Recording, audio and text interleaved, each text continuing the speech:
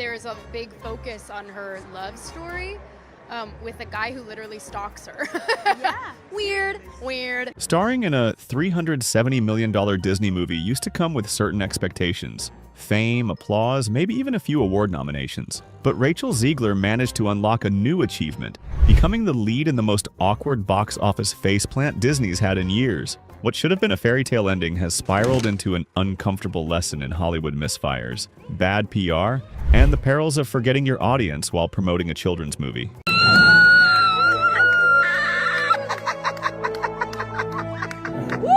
This isn't just about a film that didn't work. It's about a star who managed to turn an already shaky reboot into the cinematic equivalent of stepping on a rake, repeatedly. Disney pulled out all the stops for this one. A budget nearing $400 million, global marketing, and the promise of a reimagined classic. They took a timeless story and tried to retrofit it for a TikTok generation, without checking if anyone asked for that. And the result? An opening weekend haul of $43 million.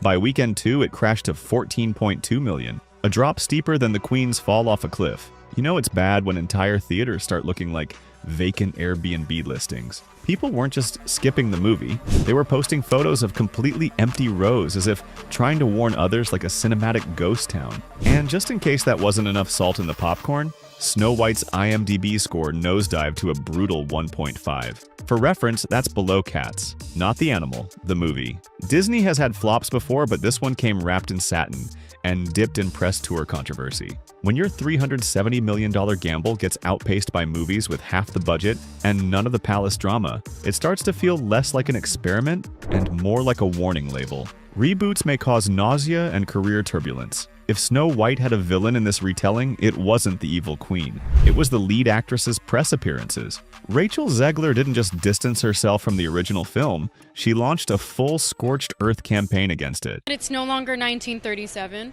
and we absolutely wrote a Snow White that is not going to be saved by the prince. She's not going to be saved by the prince, and she's not going to be dreaming about true love. There's a big focus on her love story with a guy who literally stalks her.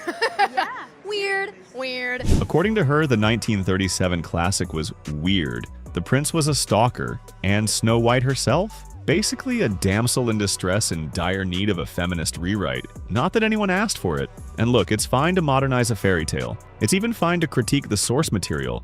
But doing it with the energy of someone forced to promote a group project they didn't believe in? Not the vibe.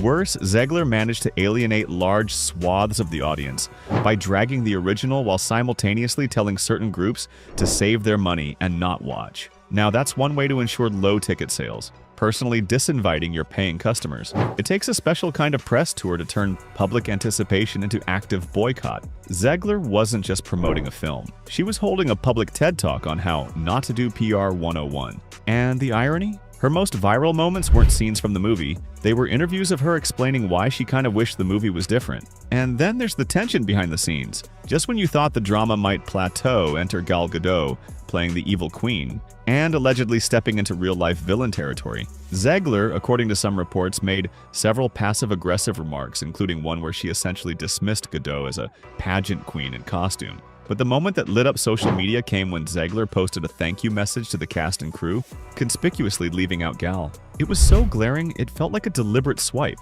And when you're co-starring with someone who played Wonder Woman, skipping them in your gratitude list is brave? Or maybe just unwise. I was scared of the original cartoon. I think I watched it once and then I never picked it up again.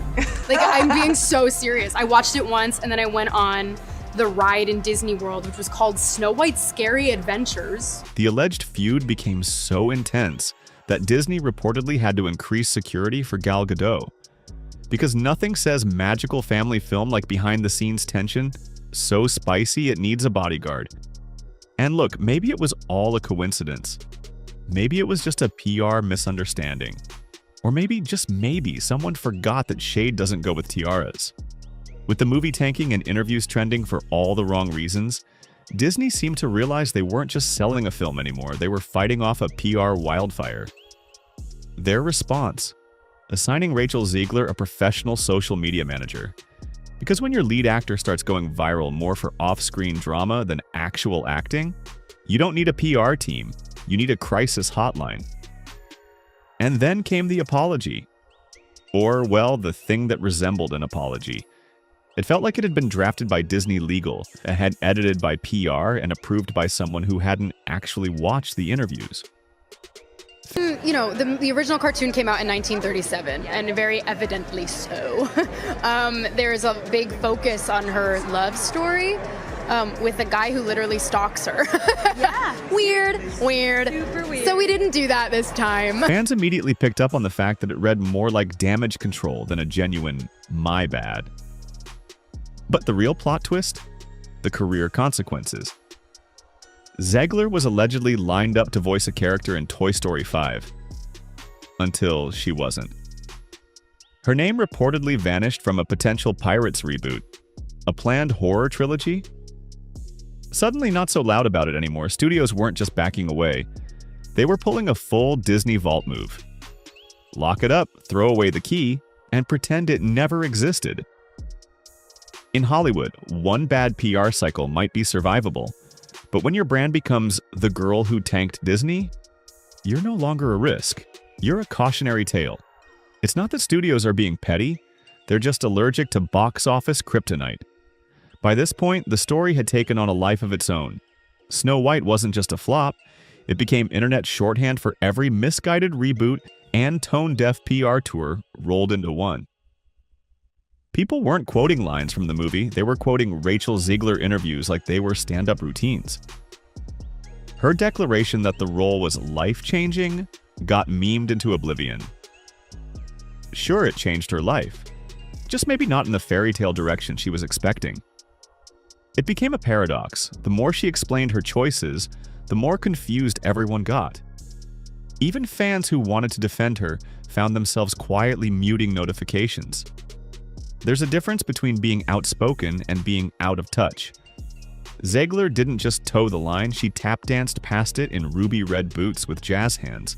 And in doing so, she turned Snow White from a modern reimagining into a modern meme. Look, Hollywood is all about comebacks. If Robert Downey Jr. can go from tabloid disaster to Tony Stark, there's always hope. And maybe Rachel Zegler will find her footing again, preferably in roles where the press tour doesn't require a fire extinguisher. But let's be honest, this wasn't just a misstep.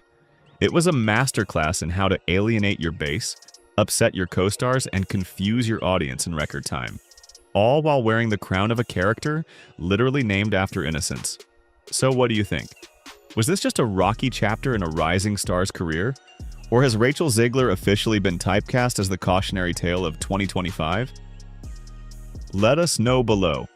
Because in today's fairy tales, the dragons aren't just in the story. Sometimes they're the ones promoting the movie.